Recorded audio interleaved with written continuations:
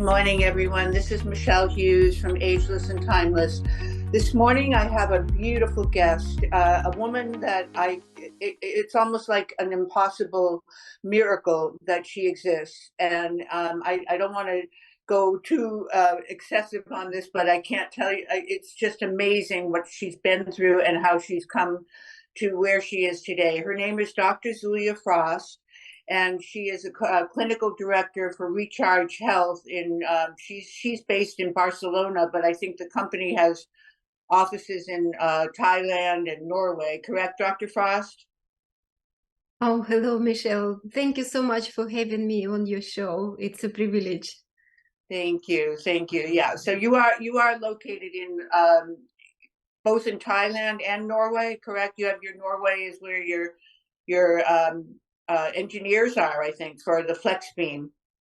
Yes, Norway is our head office and most of the team located. And of course, we make this beautiful device called Flex Beam. We make them in Thailand. So we Right. have part of the team located there.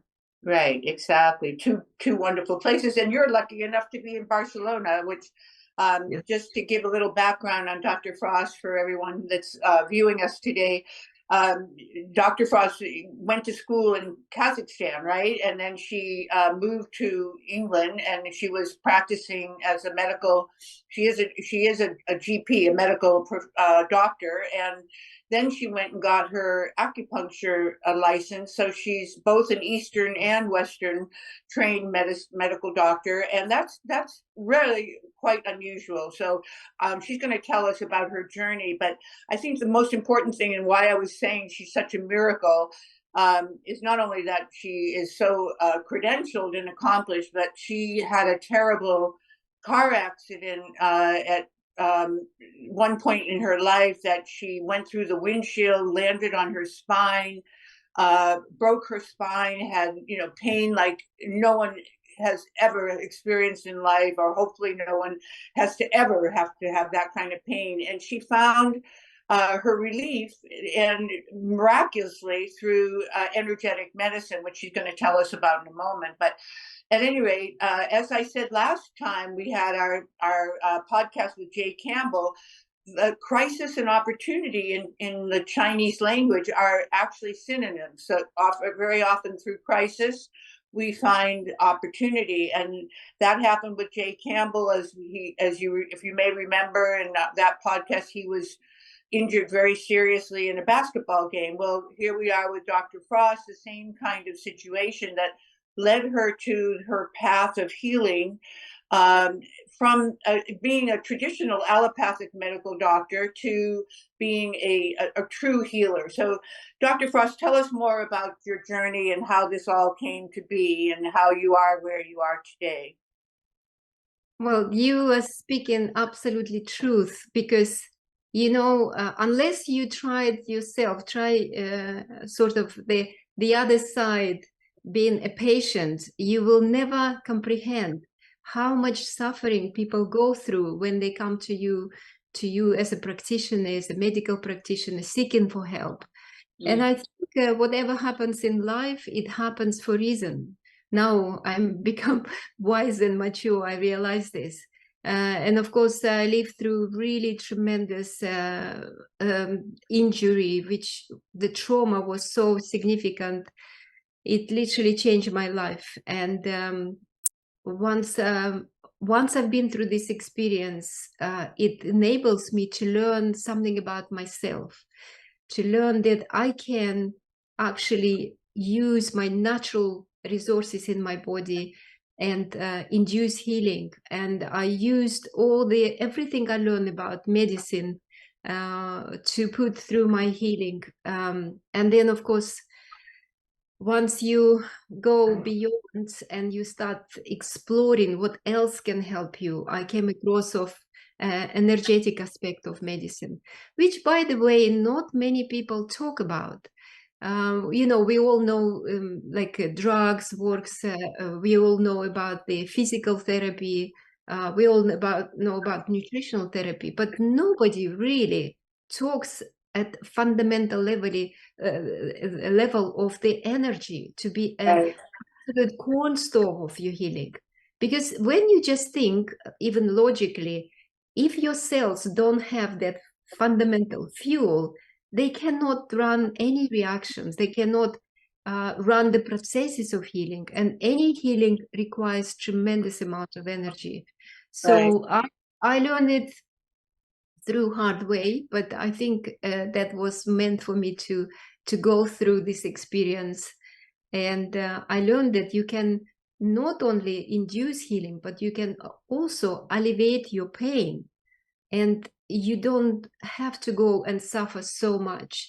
So to be honest, I decided to dedicate my life, or the rest of life, to telling people about this, showing and demonstrating how it's done, what effects you could do it, and teach other therapists as well, because it was absolute tremendous impact on me.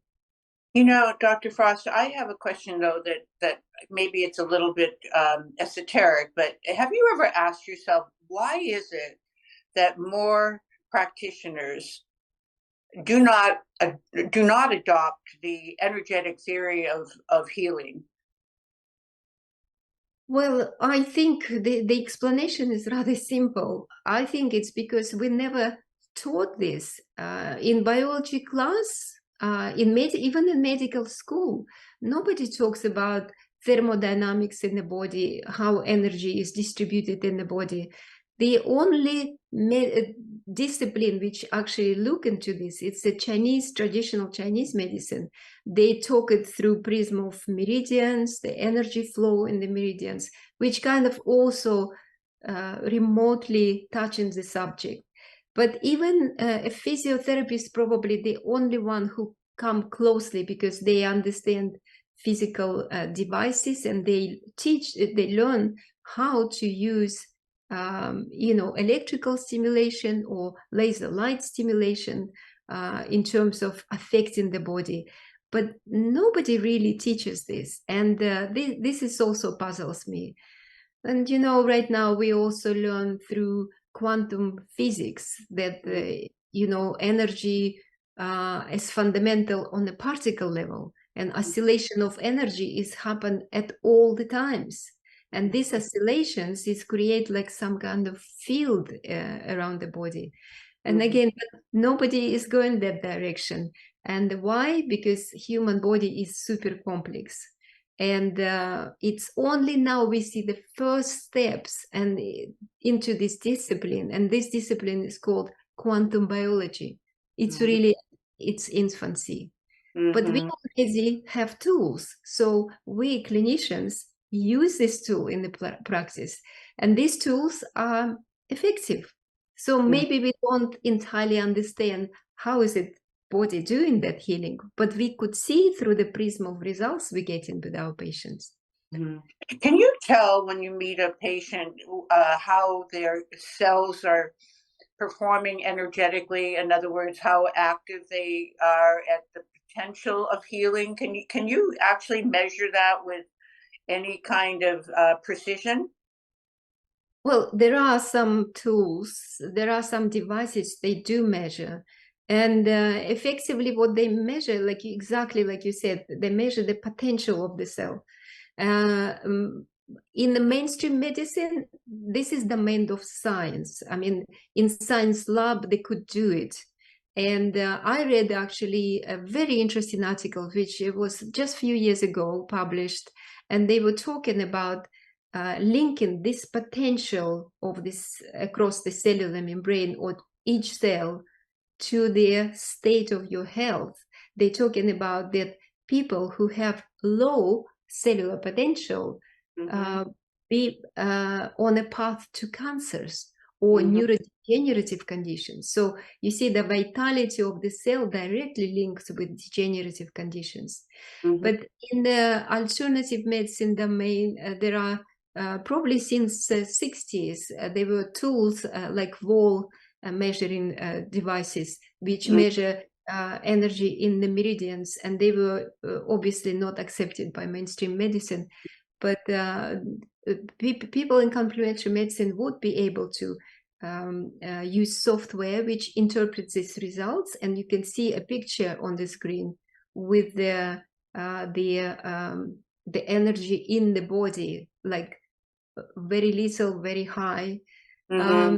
There are some, probably heard of this Kirlian photography by Mm-hmm. the Russian scientists who accidentally discovered that if you use imprint of the fingers, you can, it's almost like microvolt expressing macrovolt. You can also detect the aura around the body on a physical level. But again, this is not accepted by mainstream medicine concept, and the alternative practitioners using it as a tool. For me, it's really that obvious. I mean, if people come to me with a complaint of fatigue, first Mm-hmm. thing I'm thinking, this is mitochondria is not working. There is a very poor energy on the cellular level. So Mm-hmm. I need to use my energy modalities to bring that up. Mm-hmm. And those modalities, are some of them just hands-on rather than electrical and mechanical? Meaning Yes, yes. you're to pass your energy into another person? Well, yes, you're right. We all know about Reiki, for example. Reiki is a kind of distant healing when a practitioner generates own energy and use hands to induce some energy on another person. And of course, this is really subtle, that energy, and the practitioner has to be so sort of highly trained and living pure lifestyle to be able to exchange with energy. Or there are some gifted people naturally. However, what I'm talking about, I'm not using subtle energies in my practice. I use energy of the lasers, and I use energy of lights in form of LEDs with like flex beam, and I use also neurostimulation. So those are type of microcurrent or electrical stimulation which you place on the human body, and it physically directly inputting energy or changing Today's it. podcast is brought to you by Gematria Products. Gematria is based in Carlsbad, California, and they manufacture ultra high quality dietary supplements using QI technology. Qi, as you probably know, is the energy that runs throughout our bodies and is the basis of Chinese medicine. Use the code AGELESS and get 20% off your order. I highly recommend Gemetria's products. I personally use the Complete Aminos, the Heart Gems, and the Methuselah Life, which is an RNA and DNA sublingual spray. The website to go to is www.gematria.com/QI-technology. And there you'll find out more about this fascinating company, their products, and the technology. And how do you make this a permanent change for the patient? In other words, if they're, let's say their lifestyle and their nutrition, all their habits are not conducive to positive energetic flow, and you are trying to adjust that so that they can be more receptive to your healing modality. So how do you make those changes, or how do you help the patient to accomplish those changes? It's a good question. First of all, I agree with you. When I work with patients, I normally explain everything I do, and it's my education for the patient as well. At the same time as I'm treating them, so I talk to them about lifestyle changes. I'm talking about the better diet, good diet, and because we're going through the sequence of treatment, so it's a course of treatments. By the end of it, I see the transformation, because mostly people come to me, there would be people who tried everything and they not getting anywhere results. So they are grateful that I give them advice and they follow this advice. But you're right, lots of people, they just unwilling to make changes on a personal level, and therefore their healing cannot be completed. They might get relief from the symptoms, temporarily. But if they don't address the fundamental issues, like let's focus on managing your stress level. If people don't address this, they will be permanently ill, because stress inhibits all your body functions, it inhibits your hormones, shut down your thyroid, shut down your sex glands. So if we don't address that, forget about it. We're not going to get result. So when a patient comes to you, do you do a baseline of testing with blood and other modalities in order to get to an understanding of where that patient is on the spectrum of potential healing? Sometimes I do, not always, because mostly I deal with people who are in pain. And when they're in pain, the body is screaming, help me.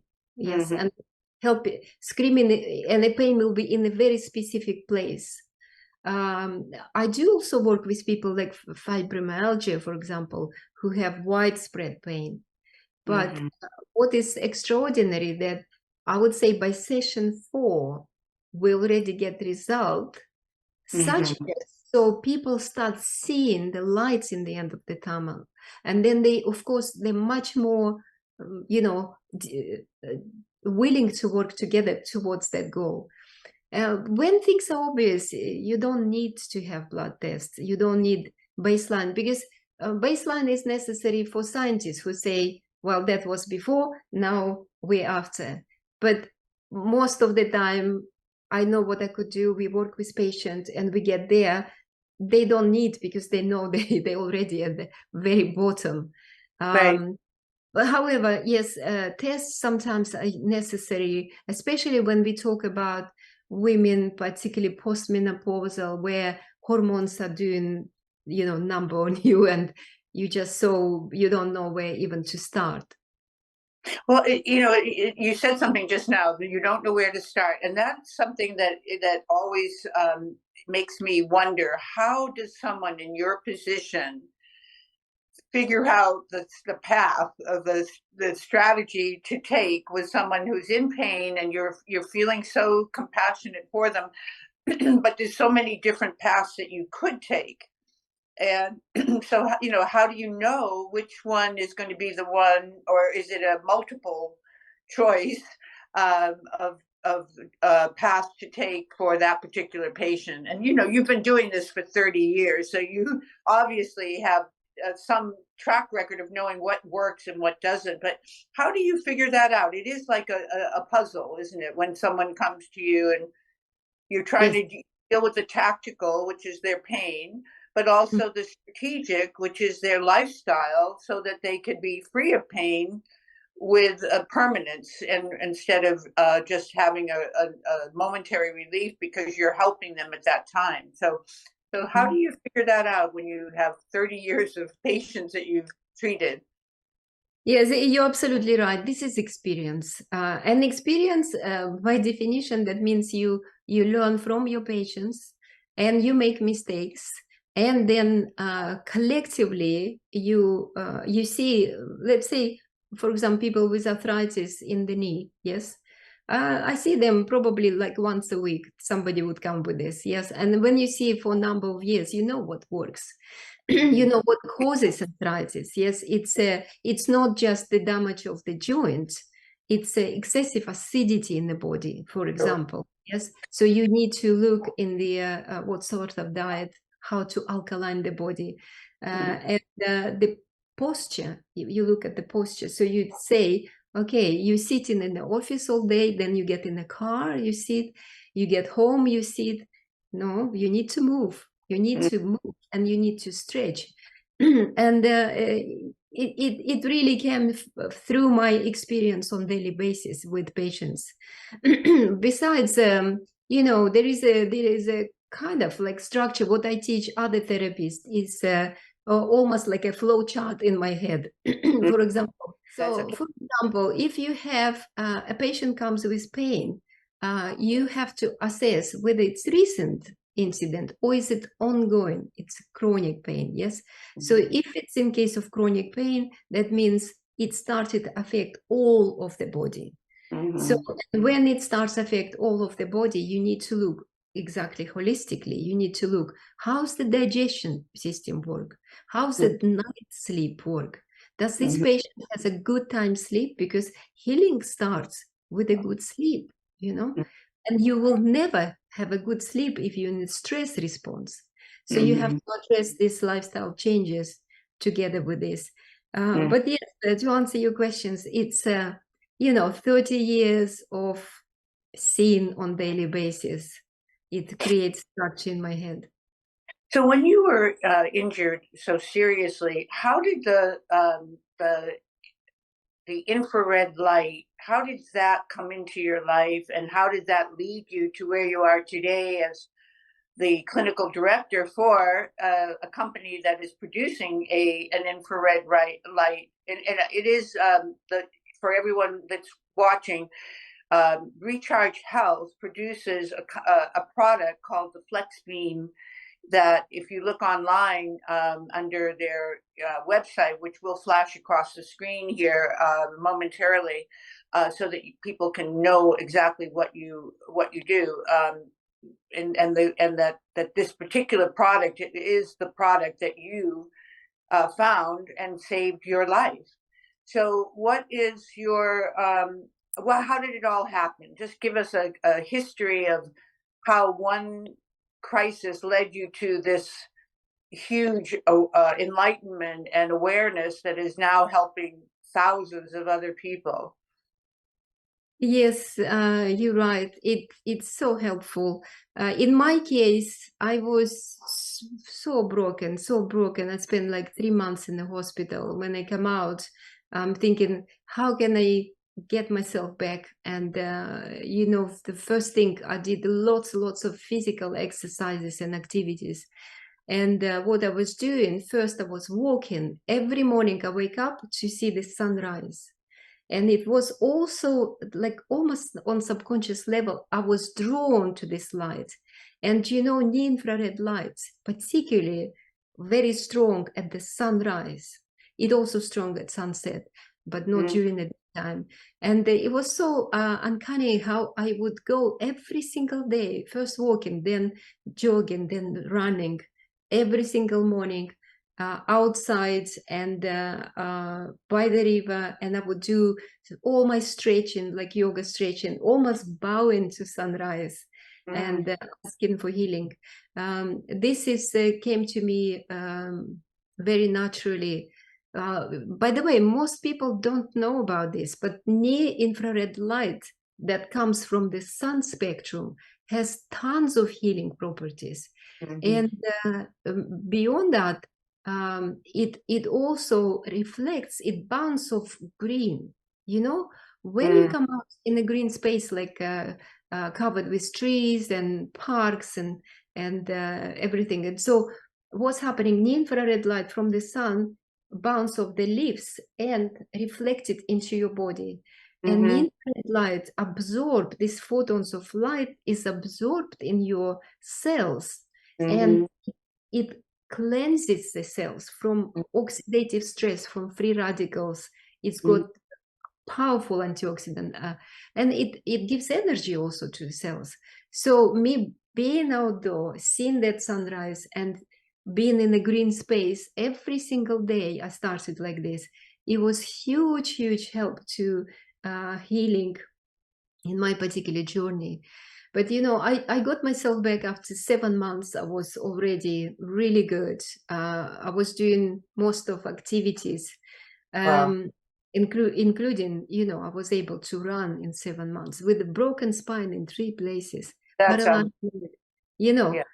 It's incredible. But what was left after that was really giving me a grief, because I was left with periodic pains in my leg, which was paralyzed before. And that was really awful, because it would be coming 2-3 times a week for years. And then I discovered that energetic modes of the using a combination of this interactive neurostimulation and using lights in the form of photobiomodulation gave me a complete relief and a complete recovery. So then I got so excited. So I said, I must tell you, the world have to know about this.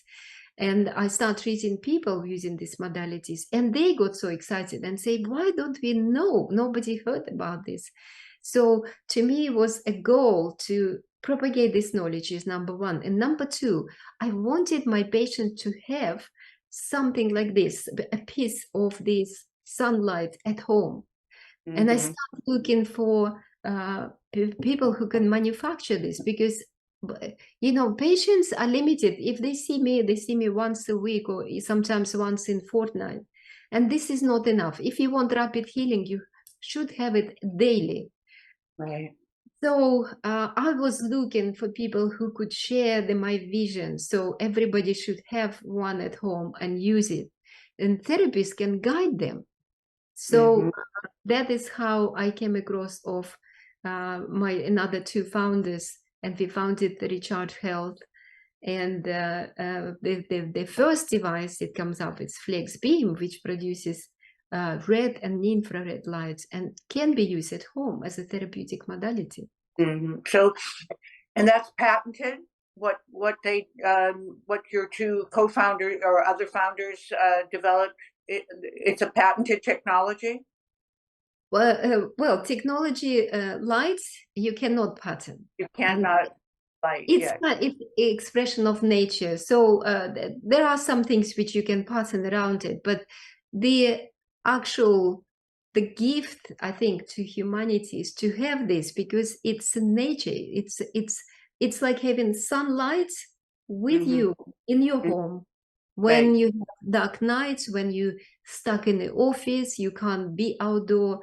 And to be honest, lots of people live in the cities and they just don't even see sunrise. They don't see sunset because of this. They're surrounded by skyscrapers. You and I are lucky that we live in climates that you're Mediterranean and I'm California, where we have the sunlight. So you had mentioned an optimum time of day, morning and late afternoon. So not in the middle of the day, though, right? That to avoid the sun, because I know for vitamin D3, which is from the sun, that they do say at 4:30 in the afternoon here in California anyway, that's an optimum time to be out there. And you're not supposed to wear any sunscreen because you want to be able to absorb. Is that the same for the modalities that you are advocating for getting the sunlight to heal you? You're right. That the white light during the daytime, it's really very strong, and it activates production of the vitamin D in your skin. Right. This typically happens during the whole daytime, the white light, right? Right. Yeah, the reason why people tell you don't go in a 12 day in the sunshine, it's because sun is very, very strong. And there are 3 bands of UV lights: UVA, UVB, and UVC. And if it goes further in like UVC would be dangerous because it could cause skin cancer. However, if you expose your skin only within 20 to 30 minutes a day, it's therapeutic. Typically, what people get cancers, sailors or who have a boat, yes, they always outdoor and they get reflection from the water as well. So in a sense, like you said, if they go sort of in the afternoon or sort of 11 o'clock in the morning up to 11, it's a very positive. You can have healthy exposure and you can make your vitamin D. However, if we talk about red light therapy, which is red and infrared lights, this is the time of sunrise and sunset. So it's opposite, yes. Right. But we have also different healing properties. Right. And one of the healing properties is to stimulate production of melatonin. Yes. This melatonin is now considered to be a most powerful antioxidant. Yes. Even more powerful than glutathione. You know about glutathione. Of course. right? And for, one of the most important for liver health, right, is to glutathione. But yes, I'm so glad you brought up melatonin. It has such a controversial reputation, and it is from the pineal gland, so it's not something that you're taking that is from outside of the body, like a pharmaceutical drug is made, from a lot of chemicals. This is naturally produced in your body. So, but it has, it's known for its circadian rhythm management, and people take it when they travel for getting on time zones that are, where they're heading from where they're coming, and so it helps to get sleep. That's the main part that people know about melatonin. But then what was that book that I forgot his name, the doctor that wrote the book on melatonin and all the other benefits of melatonin that are not well known or accepted. So talk to us for a moment about the importance of melatonin for healing. Mm-hmm. Absolutely. And Michelle, you absolutely put the nail on the head. We need to know, because science not standing still. Science is learning. And the latest research in melatonin industry is to say that, hello, our body produces melatonin not just in your pituitary gland, not just releasing into the bloodstream. Mm-hmm. Actually, 95% of melatonin produced inside the cell. I mean, this is like very latest knowledge. And of course, not every cells, but most of the cells. Like it produces in your thyroid gland, it produces in your muscles, it produces in your brain, it produces in your gut. So it's a quite, as I said, it's big amount, 95%. And that subcellular melatonin has very powerful antioxidant properties. So and when you expose yourself to this red and infrared light, you're gonna increase that production melatonin.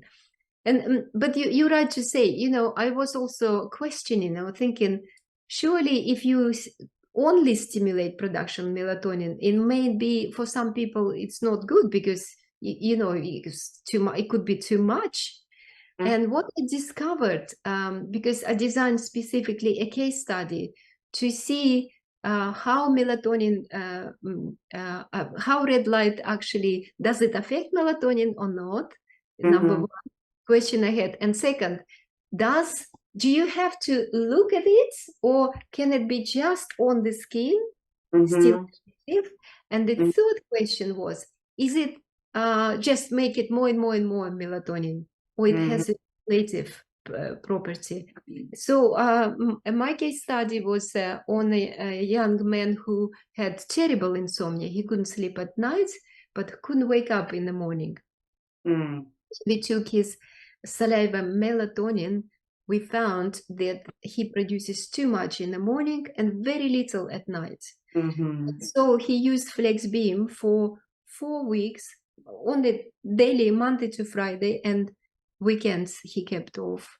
And on week 5, we took another sample of melatonin, and we found, very interesting, we found that his melatonin at night increased within the normal range, and melatonin in the morning decreased back to normal level. So that answers my question, that it's not blindly just increasing. It has regulative effect on the body. One. Number two, we used it on the body. We didn't use people didn't look at the light, only on the body, and we got results. That means, yes, through the skin, you can also stimulate production, both melatonin by your pineal gland and subcellular melatonin. And of course, we found that red light actually does influence production of melatonin. So all my questions were answered. And now we repeated this protocol on many patients. And everybody is saying how fantastic it is to regulate sleep, to actually also it impacts your anxiety levels, because you become so calm and peaceful. And this position over the heart is really peaceful. So it helps with anxiety too. Does that mean, though, Dr. Frost, that you should use the flex beam because it does produce more or help to produce more melatonin? Should you be using it more to the later in the day time frame so that you are encouraging your circadian rhythms with the Exactly. melatonin increase to help you to sleep at night? So maybe do not do it in the morning or during the day. So the opposite doesn't happen where you fall asleep, because it is very relaxing. I mean, there's no question that heat and the red light and the healing feeling that you get when you have it on your body, it's so relaxing. I can be a firsthand spoken for, because I always use it at night. But I'm just curious to know how you guide your patients with the use of the flex beam. Yes, it's a really, really important question. Remember, we try to mimic nature, and in nature you have sunrise, red and infrared light, and sunset. So you could use either in the evening or in the morning. In my study, we started to use it in the evening to get the patient to relax, and it really does good work. However, in case of this particular patient, after about 3-4 sessions, he said, "You know what? I feel energized." So I told him to use in the morning instead. And the rest of the time he used in the morning, and he felt fine. He still was able to regulate his melatonin level. You brought something super important, talking about circadian rhythm. Because people should understand also circadian rhythm, it's not just your sleep and daytime. Yeah, circadian rhythm is much more complex because all your body functions attached to this body clock. So hormones are released at certain times during the day and during the night. With normal lifestyle, lots of people stay up too late. They watch the screen. Screen produces blue light, which activate the brain, and brain thinks it's a daytime, and it starts finding hormones which supposed to release in the daytime. But in reality, it is night. Yes. So what's happening then? There is a clash, or all hormones are skewed. The time of the hormones are skewed. And this is in my head, I call it desynchronization or dysregulation. So this is the beginning of where the body start showing cracks in the health. So for me, it's very important to know how people sleep. And if they don't sleep well, the first tool would be for me choice to put the flex beam for a month to regulate their circadian rhythm. And once circadian rhythm regulated, you have fabulous results. Like, for example, if women, they produce their estrogen and progesterone at different times, like progesterone produced probably more in like 4 p.m. onwards, estrogen through nights. But when they have skewed, sometimes you have estrogen overlapping with cortisol, which gives you a basically formula that people put on weight. And they everything right. They eat right, they exercise, but they keep putting on weight because both hormones produce in the same time when they shouldn't be. So after 1 month, they self-regulate. So let's segue to the flex beam itself. So you hold it. You've been holding it up, which I'm really happy you're doing it. You have it there. I was going to bring it, but I'm glad you did. And mine is nicely packed away upstairs near my bed. So, but I want to ask you a couple of questions about the flex beam. First of all, I have a far infrared sauna at my house, and so every morning when I wake up, I go out to turn on that sauna. It's in a very special place, and I just turn it on and I go for like 30 minutes on about 135 temp, I think it is. Am I doing the right thing to do that in the morning and the flex beam at night? Is that what you would recommend? And I have no pain, but I have always, like as an athlete, you're always going to have a little, thing going on here and there, or, so you always want to be sure your muscles are relaxed and elongated. So what would you say? Is that the right way to go if if you do have the access to a far infrared sauna? Is it better to do it that way, use it in the morning and then the flex beam at night? Uh, it could be. It could be also opposite way. For example, I do the opposite way. I Okay. would also go to infrared sauna, but I would go in the evening. Okay. But flex beam when I have something specific targeted. So I may do it in the morning, Right. just waking up. It's gonna work both ways. Right. But you're absolutely right to combine both Right. technologies, because infrared has different spectrum of light. So they call them wavelengths. Wavelengths, they carry photons.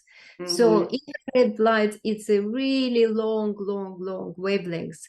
And interestingly, in your body, primarily water molecules absorb photons in these infrared long waves.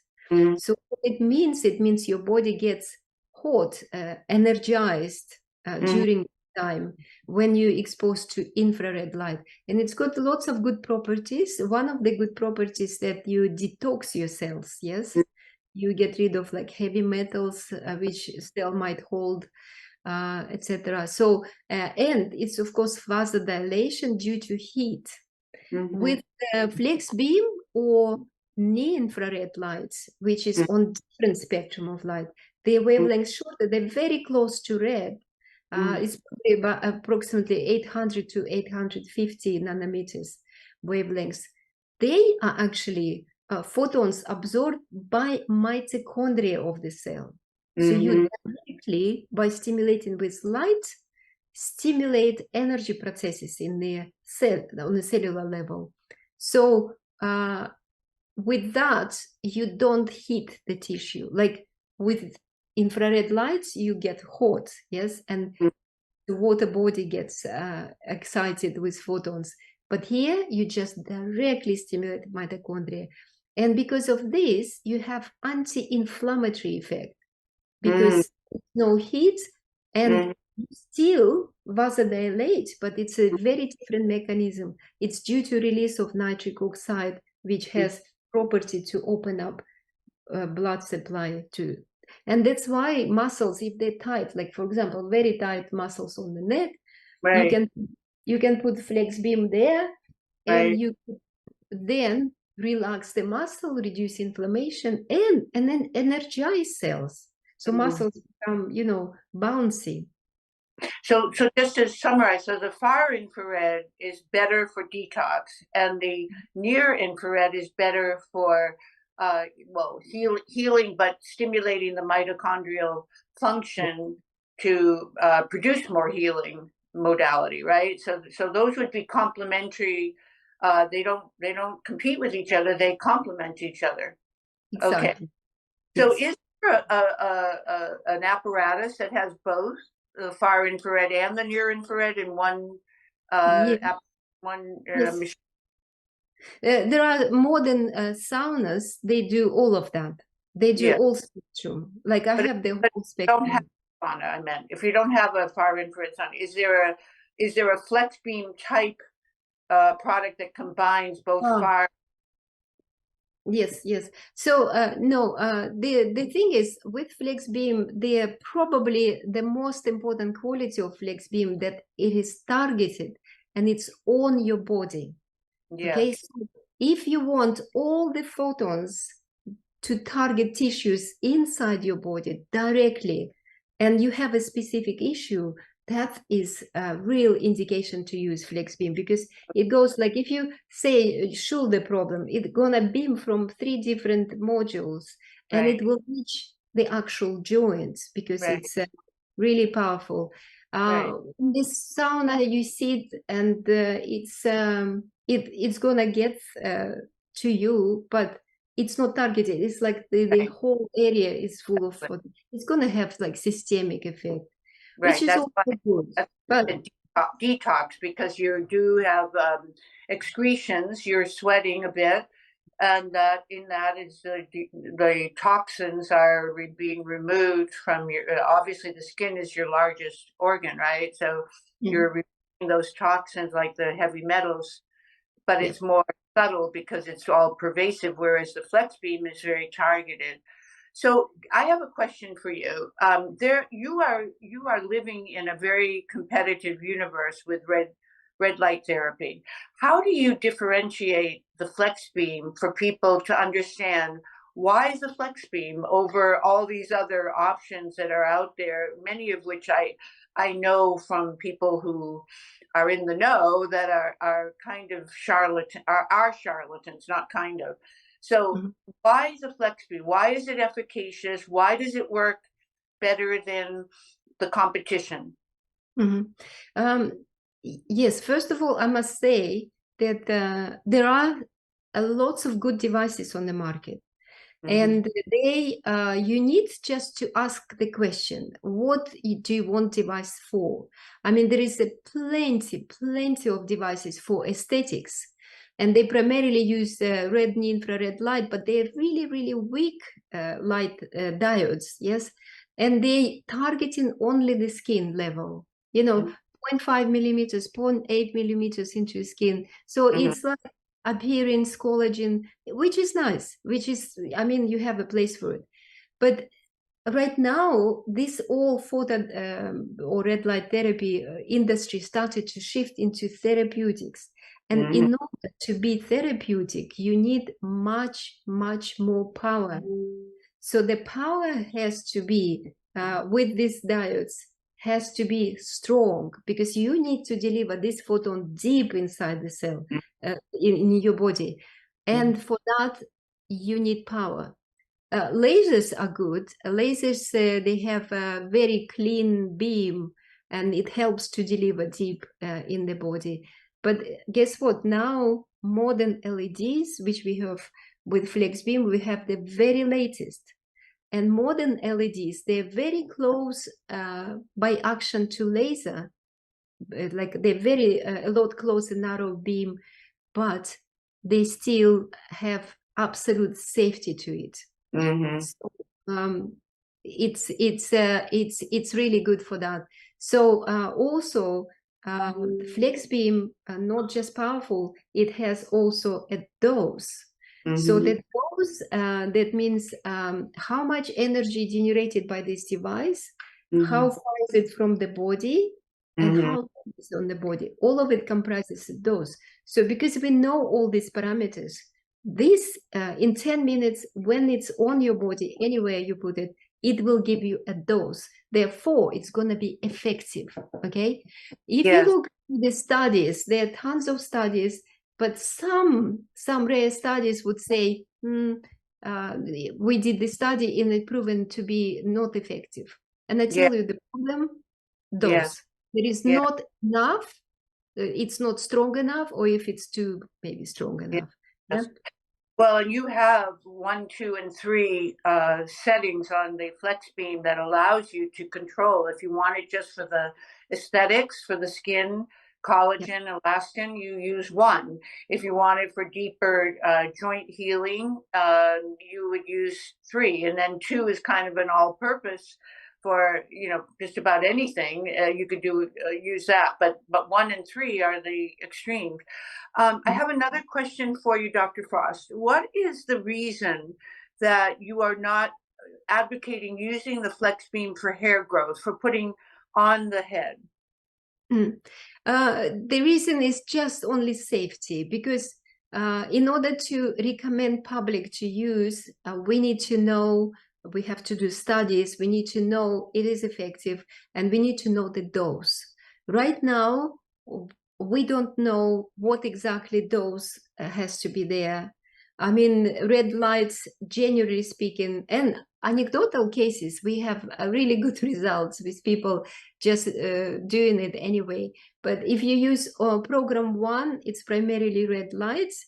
Technically you could do this, but Okay. because we have not done it, I cannot, recommend to my patients. And then when I spoke with one of your customer service people, he said, do not use it on your thyroid or on your neck because of the thyroid, but he didn't really explain to me the reason. But to me, it seemed like you would want, like if you had any kind of wake up with a kink in your neck, you might want to use at least on one to get some therapeutic effect, and the same for the hair growth that we just talked about. So as long as you tell us that it's not dangerous, as long as you stay conservative with the setting, I think maybe that's what I would guide people who are using the flex beam or want to use it.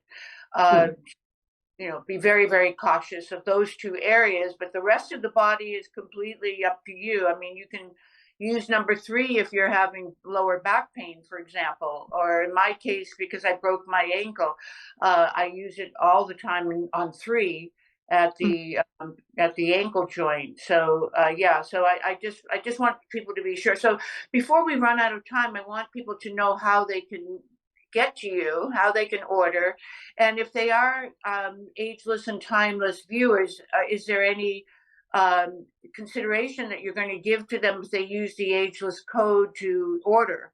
So let's talk about that for a minute, because I know our time is ending here. So I want to be sure people know how to get to you if they want flex beam. First of all, you can go on the website, and website is that simple: recharge.health. That's all you have to type into Google, and it gets to our website. We have also customer support options there on the website. You can write. If any questions to me, it will come to my desk and I will answer.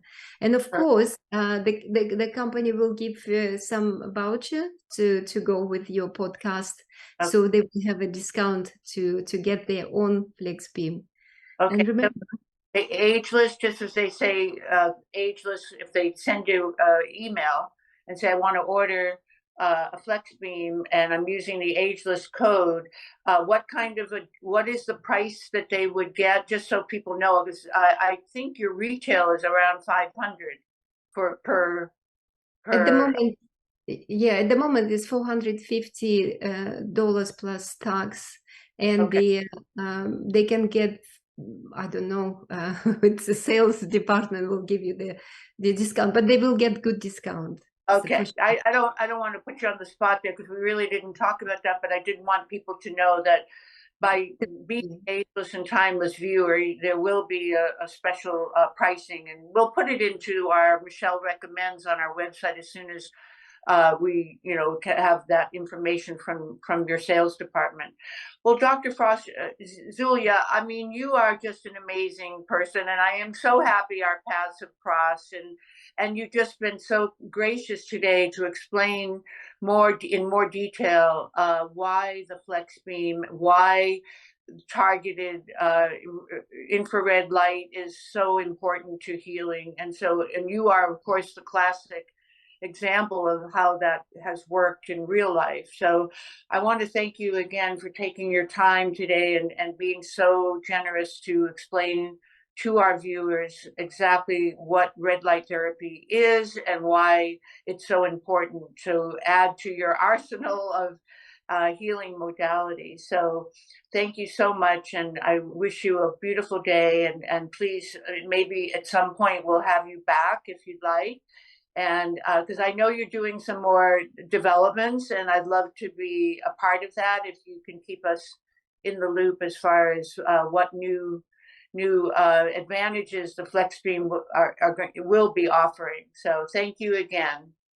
Thank you so much, Michele, for having me, and I'm wishing all of your listeners and viewers absolute health, and I wish them to conquer and recharge their body. There you go. Thank you. Okay, take care. Have a beautiful day. Bye-bye.